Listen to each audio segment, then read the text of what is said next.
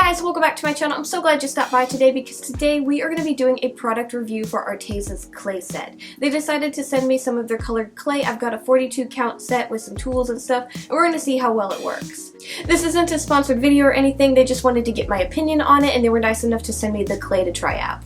So today what I'm going to be doing is I'm going to be making a fudog and trying out the clays and seeing how they work. So let's get started.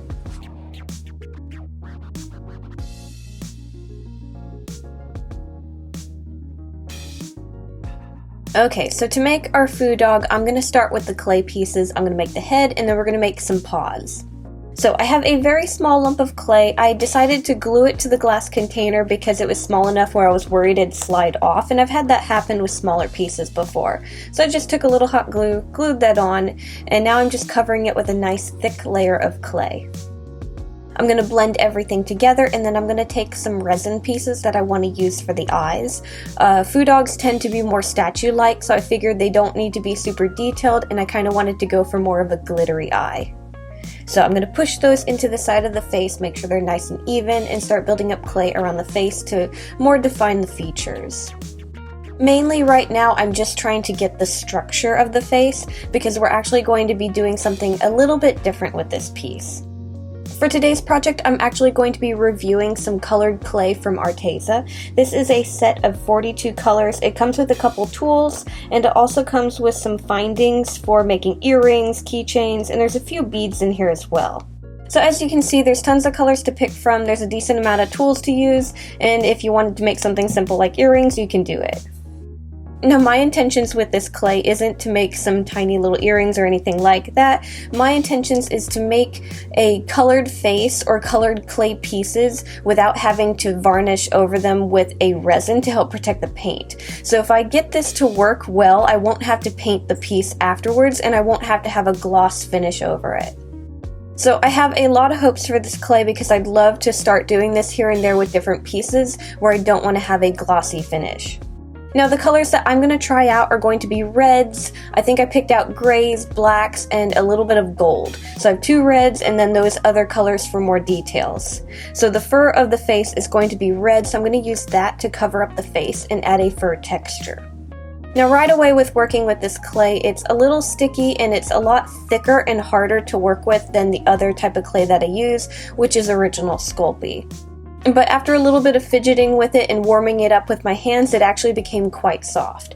So it wasn't too big of a deal, it just needed a little bit more working with. So I'm just going to be laying this out on the clay that I already have, and I'm going to use my tools to kind of make a furry texture to it.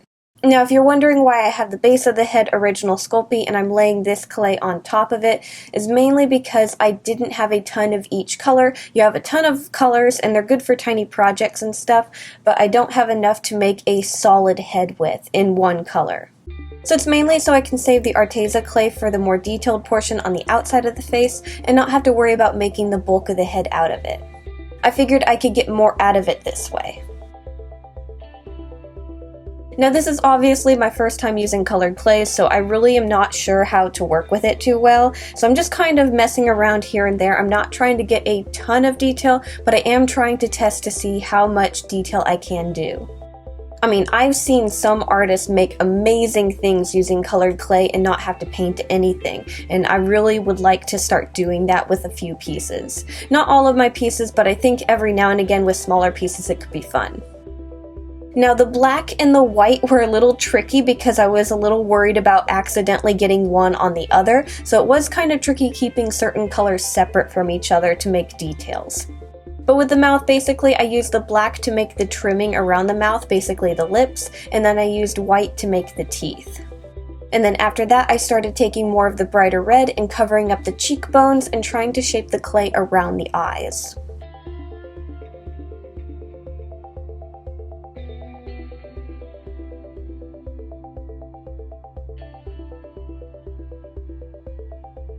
For the nose, I used a little bit of black to make the inside portion of the nostrils, that way I didn't have to paint and darken it, and then I used gray for the outer portion of the nose. Now all in all, I actually really like this clay. It is a bit more messy than the type of clay that I'm used to, but I always get clay stuck on my hands anyways, so I think that's kind of just a thing that happens with craft clay. Now, none of the colors actually stained my hands. Granted, I didn't use all of them, but I used certain colors that tend to bleed and stain quite a bit, like the red, and I actually didn't stain any of my fingers or anything like that. I did have clay stick to my palms, but that washed off with just soap and water. But again, that happens with original Sculpey as well. I have to wash my hands in between takes here and there, just so I don't have a buildup of clay on my fingers and my palms. So around the eyes, I didn't want to make them too dark, so the under portion, the under eyelid, is going to be a gray, and then I decided to go over the eyes with a black. Honestly, I didn't notice this till later, but I kind of gave him a unibrow, and I really like it. So I laid that out, I like how it looks, and then the next thing that I did was I wanted to add a little bit of the gold around the base of the head, and we're going to have more fur around here, so this is kind of framing his mane. So I decided for this I wanted to try a technique where I took one color and then I wrapped another color around it and then another color around it. I didn't do too much, I just wanted to do a little bit to see how well I could do it. None of my tools are sharp enough to cut it without it kind of smushing a bit, but it still kind of worked, and I did that to kind of decorate the face. All in all, I really like this clay and I think I'm going to continue using it. So this is how the head turned out. I'm going to put this in the oven at my normal 275 Fahrenheit temp. I believe this clay has a lower temp, but it was kind of close to the other temp, so I just decided to put it in at my normal temp and bake it and keep an eye on it, which it baked perfectly fine at the 275 Fahrenheit, and I think I left it in for about 35 minutes.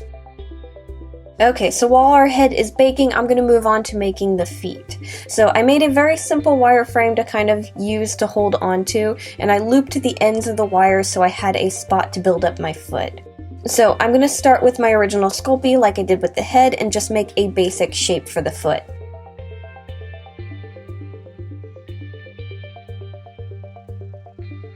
And then also, just like the head, we're going to start taking our colored clay and covering the surface of this.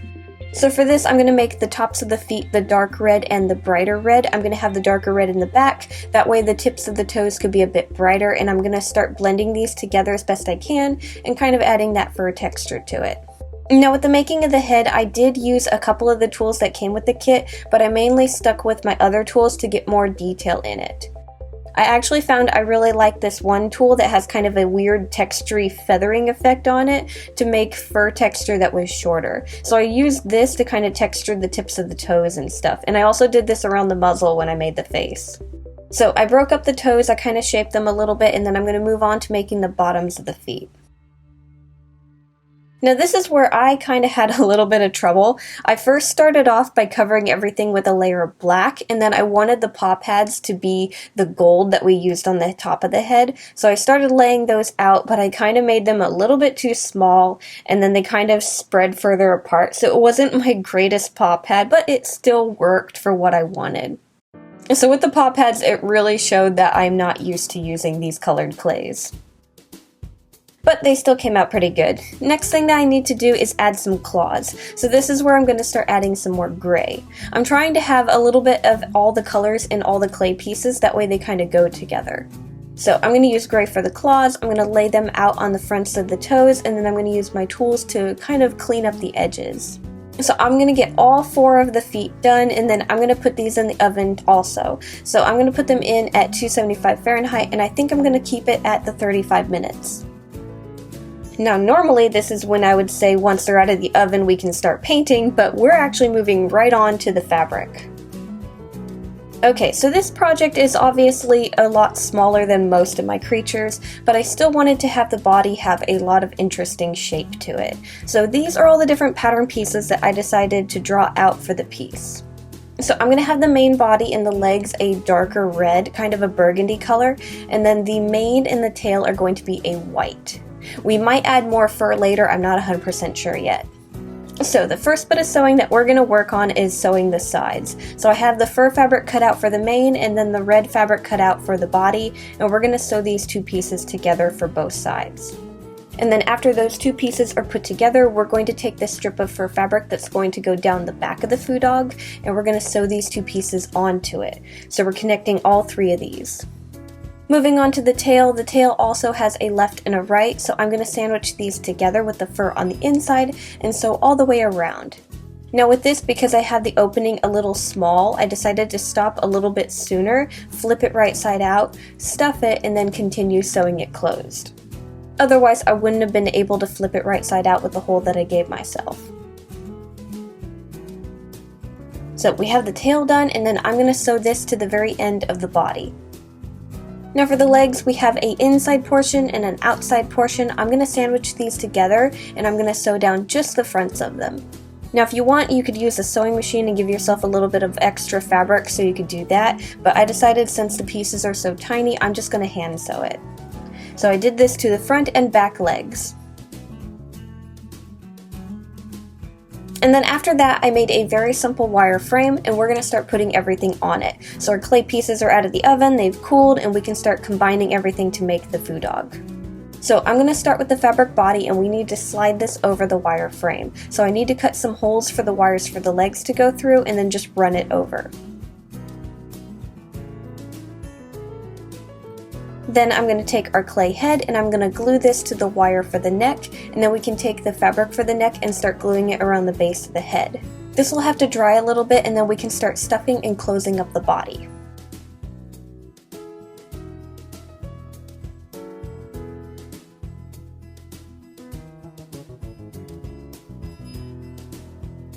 He actually looks really cool without his legs. I'm not sure what it is, but I like him. Okay, so I'm going to start with the front legs, and then we can move on to doing the back legs. So I'm going to take the fabric for that, and I'm going to take the more inside portion of the leg, and we're going to sew that under the wire. And then we're going to fold our fabric over the wire and decide where the shoulder blade is going to go and sew that into place. And then the back legs are done the same. The under portion goes under the wire, and then you're going to fold the fabric over and decide where the hip is and sew that into place. Now we can take our clay legs and we can add these to the wire frame. So the wire that's hanging out of the back of the clay foot, we're going to connect this part to the wire frame. So I'm going to take a 20 gauge wire. If you're wondering what the body wire is made out of, it's a 16 gauge. And I'm going to take that 20 gauge and I'm going to start wrapping my wires together to add the foot to the frame. We're going to make sure that our clay legs are nice and secure on our wire frame, and then we can take the fabric for the legs and start gluing it around the bases of them. This will have to dry for a little bit, but after that's dried, we can take our stuffing, stuff the legs, and close up the backs of them. Now the last thing that I need to do is I need to clean up the edges around the base of the feet. So basically I'm going to take some of that fur fabric that we used for the mane and the tail. I'm going to make strips of it, and we're going to glue and wrap this around the bases of the feet. We're going to use our tools to make sure to get the edges nice and clean, and then we're going to have to let them dry.